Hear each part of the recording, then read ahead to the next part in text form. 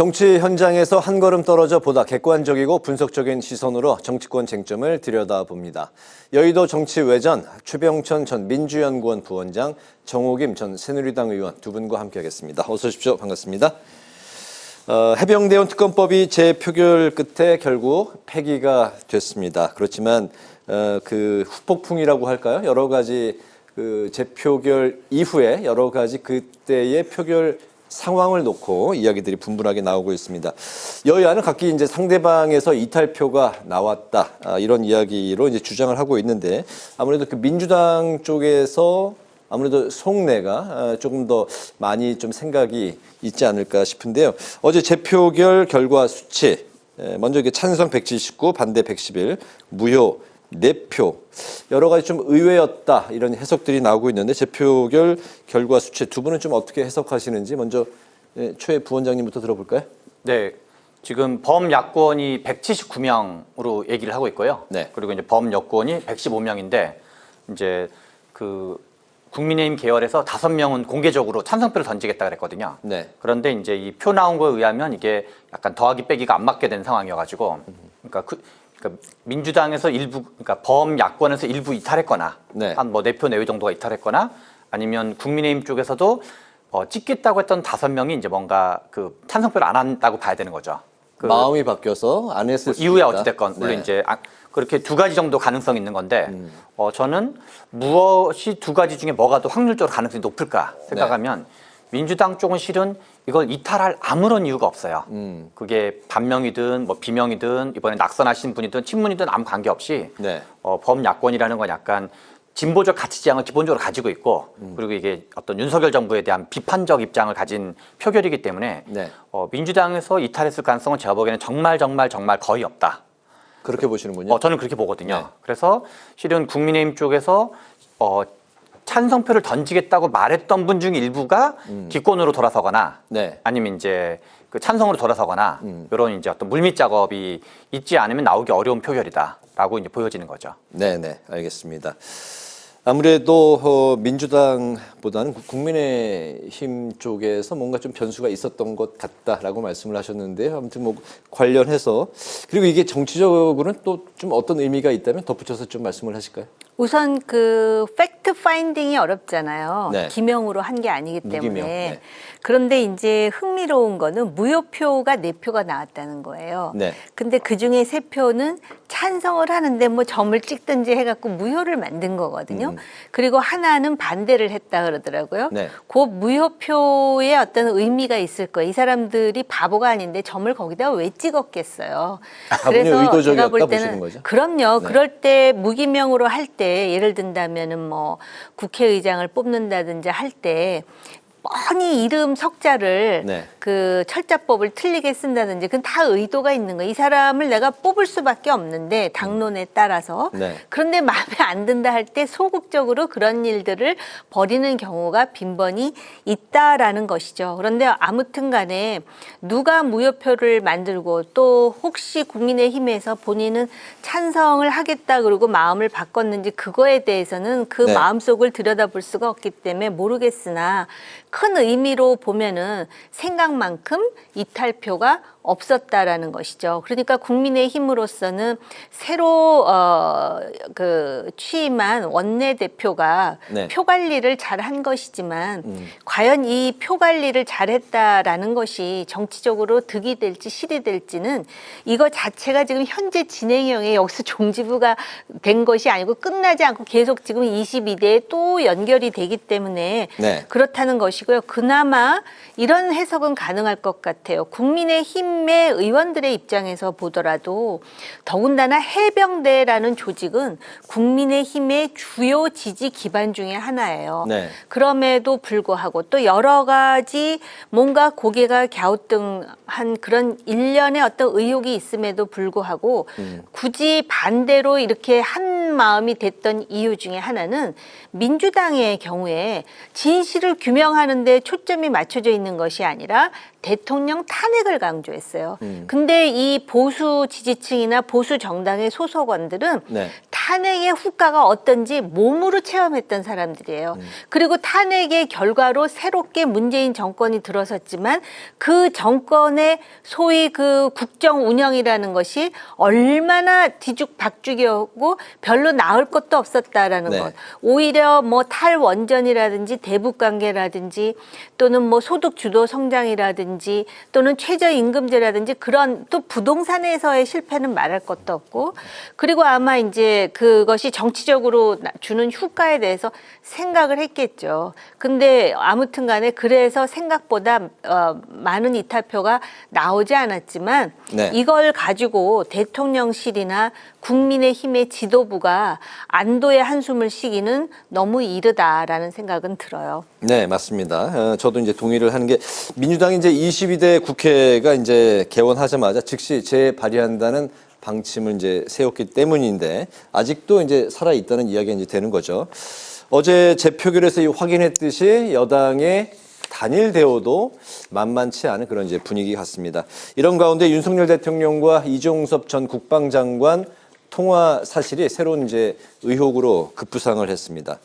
사건이 경찰로 이첩되던 당일 이루어진 세 차례의 통화. 이게 이제 이번 이 해병대원 특검법과 관련한 스모킹 건이 될 수 있을지 해병대원 특검법 앞으로 이제 22대 국회 이제 바로 이제 뭐 개원을 하게 될 텐데요. 어떻게 앞으로 전개가 될지 어떻게 보십니까? 이게 지금 뭐 방금 제가 또 다른 언론 보도를 보고 왔는데 네. 대통령과의 통화뿐만이 아니라 뭐 행안부 장관에서부터 모 국회의원서부터 또 대통령 안보실에 몇몇 인사 또 심지어는 경호처장에 이르기까지 다양한 사람들하고 통화를 했다 그러더라고요. 그런데 네. 아무튼 간에 대통령과의 통화 내역이 지금 공개가 됐기 때문에 이거 자체는 상당히 심각한 사안이라고 봐야 되고요. 이 내용 속에 실제로 최상병 또는 박정훈 대령과 관련한 건이 아니다라고 속 시원히 그걸 보여줄 수 있는 계기가 안 되는 한 이거 네. 자체는 국민적 의혹이라든지 야당의 공격으로부터 자유롭지 못한 사항이 되겠죠.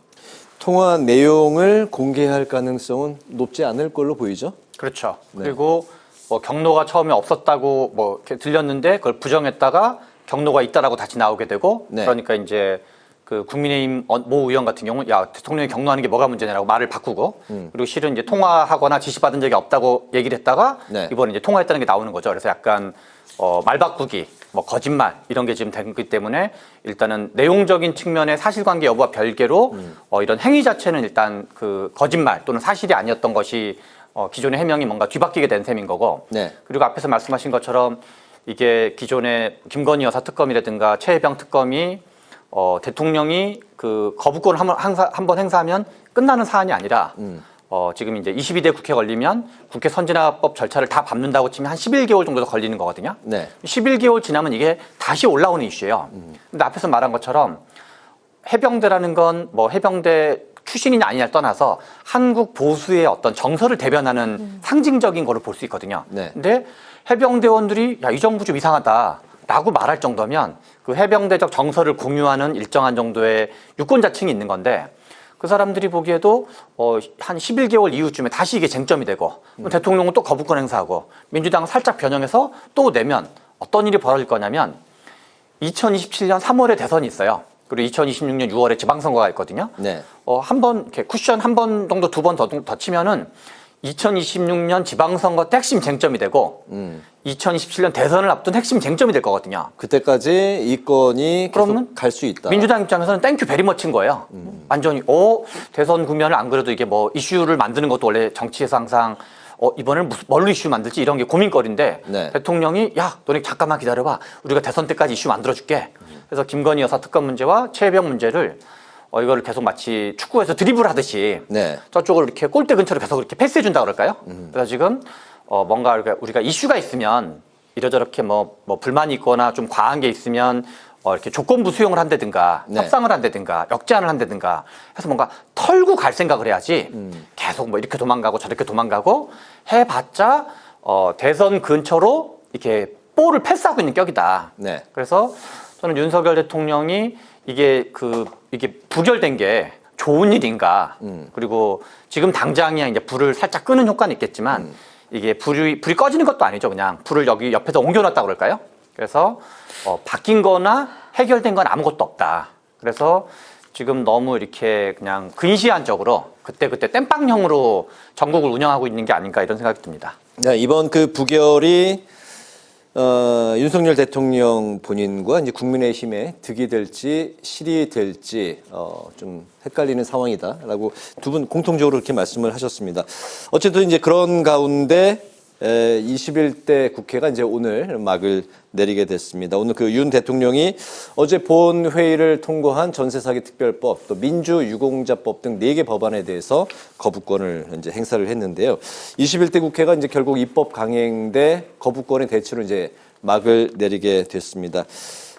지난 20대 국회도 좋은 평가를 받지 못했었는데 21대 국회가 역대 최악이다. 뭐 또 이런 이제 평가까지 나오고 있네요. 정우김 전 의원님께서는 이제 국민의힘, 최병천 전 부원장님께서는 민주당에 각각 그 21대 국회 이제 그 입법 활동에 대해서 점수를 주신다면 어떤 평가를 주실지 정 의원님부터 들어볼까요? 최악의 국회인 것은 맞는데요. 네. 역설적으로 보면은 항상 그 국회가 끝나면은 과거에 뭐 18대, 19대 해갖고 21대까지 왔는데 네. 계속 최악의 국회예요. 근데 그 다음엔 더 최악 해갖고 지금 최악이라는 표현 자체도 민망할 정도의 네. 최악의 국회가 된 것은 맞지만 구조적으로 또 불가피한 측면도 있어요. 애초에 21대 국회 선거를 할 때 민주당이 압도적으로 승리를 했기 때문에 그런 과정에서 정권 교체가 이루어졌는데 실제로 정부 여당에서 추진하고자 하는 법은 민주당에 의해서 그냥 좌절이 되고 민주당이 추진하고자 하는 법은 이런저런 그 이유 때문에 심지어는 뭐 파퓰리즘이라든지 그래서 결국은 일방적으로 통과가 되면은 대통령으로서는 거부권을 행사할 수밖에 없고 근데 단순히 그런 어떤 정책과 관련한 법뿐만이 아니라 대통령이라든지 부인과 관련한 특검까지 같이 들어오면서 이게 굉장히 정치적으로 민감한 쟁점이 돼버리고 말았죠. 그런데 사실은 이런 상황에서 정치라는 거는 타협의 예술이라 그러는데 대화나 타협도 모색되지 않았다는 점에서 네. 국민의힘도 최악이고 뭐 민주당 점수는 지금 최 부소장께서 매기시겠지만 저는 똑같이 최악이다. 그런데 제가 더 걱정하는 거는 네. 이 최악의 상황이 22대에 가면 그 최악의 앞에 초자가 더 붙을 가능성이 있다. 초최악이 될 가능성이 있다라는 생각이 들 정도로 지금 시작도 하기 전에 걱정부터 앞서는 국회입니다. 굉장히 우려가 되는 22대 상황이 예상이 된다. 최악이 계속해서 뭐 갱신하고 있다. 뭐 그런 이제 그렇습니다. 뭐 말씀을 해 주셨는데요. 여기 어디가 좀 더 낫고 그런 평가를 받을 수 있습니까? 어떻습니까? 저는 이제 약간 이제 상습적 최악 성격이 있다고 생각이 드는데요. 근데 차분히 한번 생각을 해봤어요. 21대 국회가 언제 시작됐냐면 2020년 이제 5월 30일부터 시작이 됐거든요. 네. 그래서 우리가 이제 약간 기억을 쭉 거슬러서 2020년 5월 30일로 가보면 2020년에 뭐가 제일 중요했지 생각하면 저는 코로나가 가장 중요했다 생각을 해요. 네. 그래서 이번 21대 국회 같은 경우는 처음에 시작할 때는 앞에서 정 의원님 말씀하신 것처럼 민주당 입장에서 그 어떤 이제 여대 야소로 시작했다가 윤석열 대통령이 당선되면서 여소 야대가 됐다가 지금 다시 이제 여소 거야로 바뀌게 된 건데 예. 그런 이제 지형의 변화가 하나가 있었고 근데 그거와 별개로 이제 국회라는 곳이 뭔가 나라가 해야 할 일을 하는 곳인데 저는 일단 70점을 주고 싶거든요. 어디를요? 국회 전체를. 그러니까 민주당과 국민 왜냐하면 우리가 이제 공동 성적표가 70점. 저는 그렇게 생각을 하는데 왜냐하면 이제 이 윤석열 정부나 등등 이후에는 뭐 민주당이든 국민의힘이든 다 잘못했는 측면이 많다고 생각했는데 근데 이 코로나를 생각하면 그거라도 한 게 어디냐. 왜냐하면 우리가 기억을 복귀해 보면은 코로나 사태가 터졌을 때 우리 K 방역 이게 뭐 어느 정부의 공을 떠나가지고 그래서 정치권이 다른 나라는 확진자도 대규모로 발생하고 사망자도 대규모로 발생했는데 그것이 뭐 우리나라 국민들이 잘했든 아니면 K 디지털 행정 때문이든 뭐 문재인 정부가 잘했든 뭐 국민의힘이 뭐 잘했든 못했든가 무관하게 아무튼 이제 합쳐서 정치권이 코로나 방역이라는 어마어마한 사건 그게 기억해 보시면 2022년 1분기, 2분기 정도까지 갔었어요. 네. 한 1분기 정도까지 갔었거든요. 그래서 그 이 21대 국회 전반기 2년 정도는 제가 보기에는 코로나 국회였다고 봐야 되는데 네. 그런 거에서 나름 우리나라 경제 충격도 다른 나라에 비해서 좀 덜 받고 그리고 이제 국민들이 여러 가지 어려움을 겪긴 했지만 그런 이제 국가적인 위기 상황에서 또 이렇게 뭐 너무 그 부분에 한해서는 제가 보기엔 좀 잘했다고 평가할 수 있는 것 같다. 아주 뭐 불만족스러운 것도 있을 수는 있지만 네. 근데 이제 후반기에서는 이제 여러 가지 지탄받을 요소가 좀 더 많지만 그런 점에서 저는 지금 최근에 1년에 한 걸로는 좀 최악이란 말이 뭐 전혀 그 민망하지 않은 표현이긴 하지만 또 이게 전반기로 치면 나름 네. 또 잘한 것 같다. 이런 정도 전 점수를 주고 싶습니다. 아, 여야 네. 따로 주신 게 아니라 전체적인 네. 이제 국회에 대한 평가 점수표를 맞습니다. 주신 거예요. 네. 아니 잠시 그 말씀을 들으니까 한 10초만 반박할게요. 네. 말씀을 들으니까 말씀이 맞는데 K 방역은 국회가 한 게 아니고 질병통제본부가 중심이 돼서 했기 때문에 그게 성공한 거예요. 코로나 때문에 국회가 모이질 않아서 그나마도 조용했었나 그런 생각이 잠시 들었습니다. 알겠습니다. 국회가 한 일이 아니라 그 질병관리센터. 재난지원금 같은 건 저는 이제 국회가 역할을 어느 정도 했다고 생각을 하거든요. 네네, 알겠습니다. 아무튼 뭐 여야 할 것 없이 좋은 평가를 받기는 이제 쉽지 않은 후반기는 특히나 많이 못했다라는 건 동의합니다. 후반기가 여야 똑같이 못한 겁니까? 최악이었다. 예. 여야 똑같이 점수는 그러면 몇 점입니까? 그런 건 한 뭐 한 40점, 50점 정도? 예. 똑같습니까? 네네. 알겠습니다. 자, 이제 내일부터 22대 국회가 이제 또 시작을 하는데요. 거부권 충돌로 문을 열게 됐습니다. 협치, 정우김 의원님께서 이제 좀 요원하다 말씀을 해 주셨는데, 하여튼 뭐 국민들은 언제 그 대화와 타협의 협치의 정치를 볼 수 있을지 22대 국회 아무튼 다시 한번 기대를 또 해보겠는데요. 오늘 이제 그런 가운데 이재명 대표가 민생지원금 차등 지원, 윤석열 대통령 그 국민의힘의 제안을 수용하겠다고 하면서 또 윤 대통령에게 만남을 제안했습니다. 지난번 연금 개혁안에 이어서 이제 두 번째 전격적으로 만남을 제안을 했는데 이번 그 만남에 연이은 이런 그 만남 제안의 배경 좀 어떻게 보실까요? 저는 지금 이재명 대표가 굉장히 영리한 정치를 하고 있다라는 생각이 드는 것이 그 국민연금과 관련해서도 사실은 연금 개혁의 주도권은 정부가 쥐고 있는 것 같은 그런 외양이 있었는데 네. 느닷없이 국민의힘의 44%를 받아들이겠다 하면서 국회의장이 그럼 모수개혁부터 먼저 하자 이렇게 함으로써 마치도 야당 대표가 국민연금의 어떤 절박성에 대해서 인지하고 있는 데다가 심지어는 실제로 그렇지 않음에도 불구하고 국민의힘의 44%를 받아들인 것처럼 그렇게 지금 그 모양새가 갖추어졌다라는 점에서 그런데다가 이번에도 자기가 전 국민에게 25만 원 재난지원금 얘기를 하다가 네. 지금 이거 차등 지원이라는 말은 저도 했었어요. 그렇게 보편적 복지는 안 된다 해가면서 근데 그걸 받아들이겠다 하거든요. 근데 사실은 정치인들이 생각하는 것보다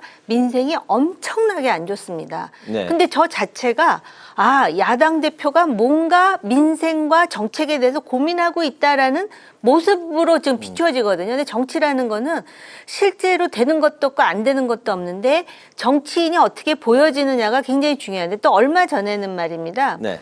그 원내대표를 통해서 종부세를 이제 더 이상은 이제 하지 않을 것처럼 내려놓을 것처럼 얘기를 하거든요. 네. 근데 사실은 종부세가 실익이 없다라는 것에 대해서 많은 전문가가 얘기를 하고 민주당이 매우 퍼퓰리스트적인 정책만 내놓는 것 같은데 마치도 중도를 겨냥한 듯한 저런 얘기를 본인 입으로는 하지 않았어요. 물론 원내대표를 통해서 했지만 그 원내대표가 자기 개인 의견이라는 말에 대해서 그걸 그대로 고지고대로 믿는 사람이 몇 명이나 되겠습니까? 네. 그러니까 실질적으로 그 상당히 그 여야 간의 긴장의 그 폭발력이 높은 거는 전부 국회장에서 일방적으로 처리를 하면서 이런 것들에 대해서는 자기 입으로 하거든요. 그러니까 대선 준비를 하고 있는 거예요. 그래서 대통령 보고 또 만나자 그러잖아요.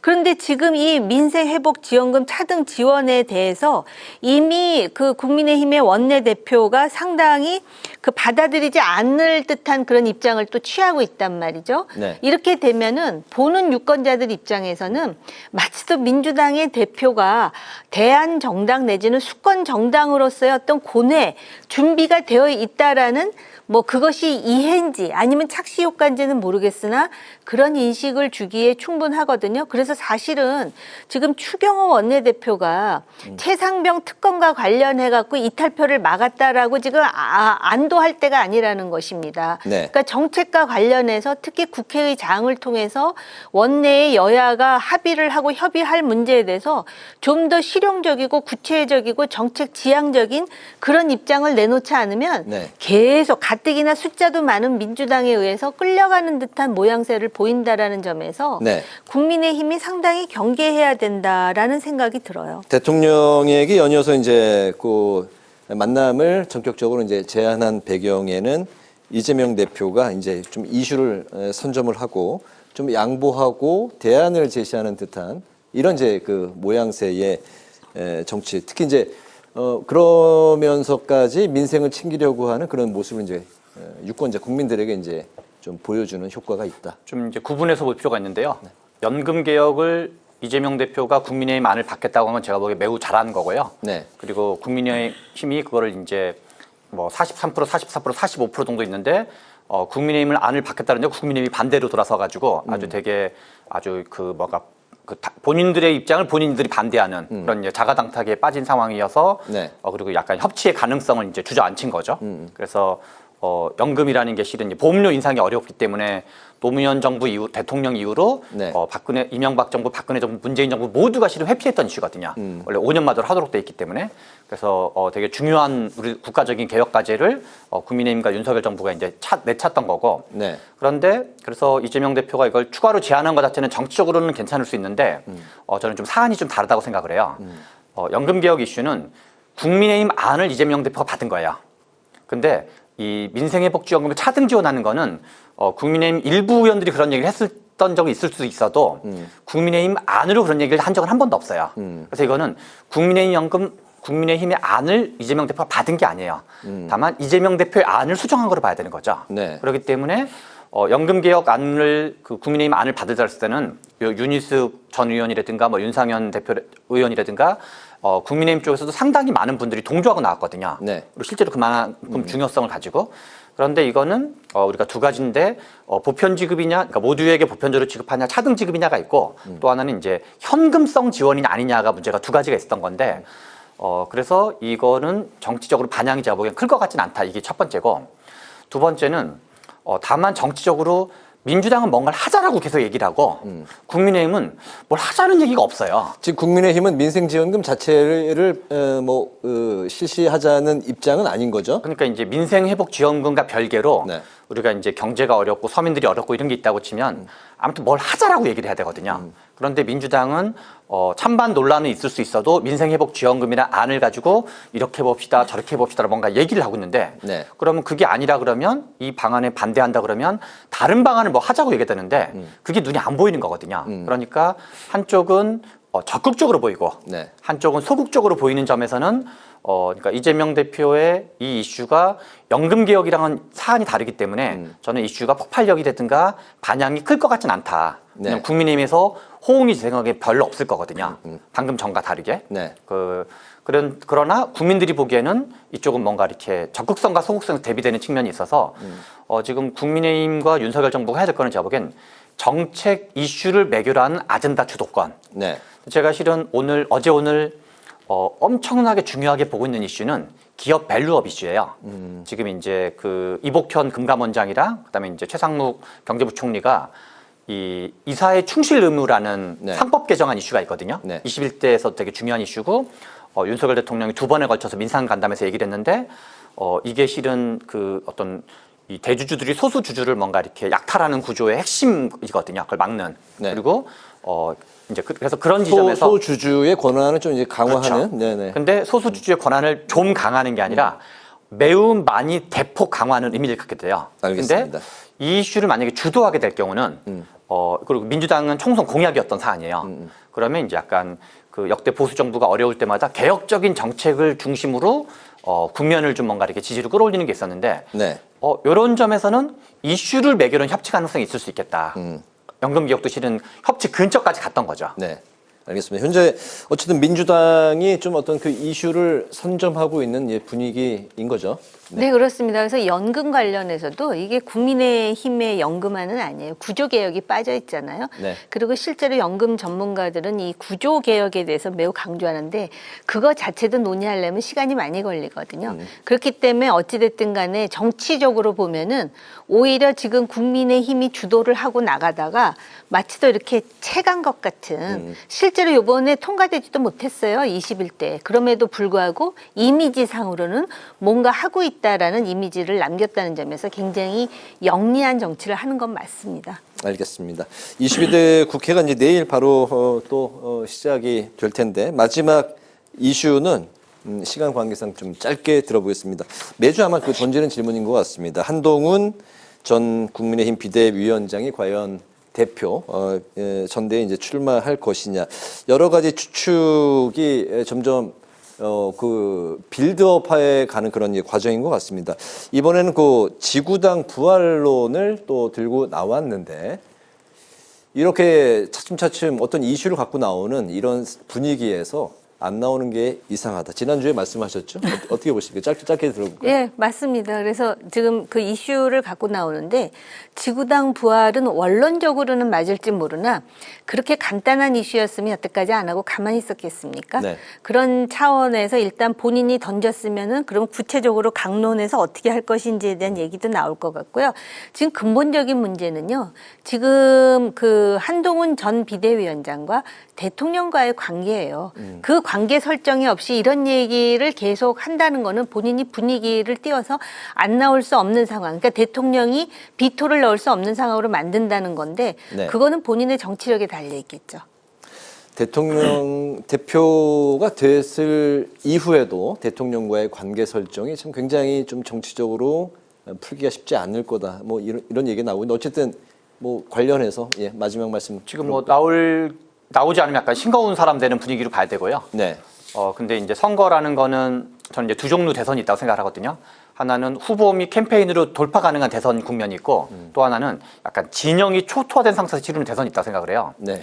노무현 정부 말기가 약간 진영이 초토화된 성격이 있었고 박근혜 대통령이 탄핵 이후의 선거도 진영이 초토화된 성격이 있어서 대선 후보가 누가 됐을 때 캠페인을 통해서 돌파가 어려운 거거든요. 근데 지금 윤석열 대통령이 여러 가지 약간 그 중간쯤에 걸쳐 있는 것 같은 거여서 네. 그래서 한동훈 전 비대위원장이 당대표가 된다 하더라도 이게 본인과의 차별화만이 중요한 게 아니라 뭔가 이렇게 어떤 다수파 연합이랄까요?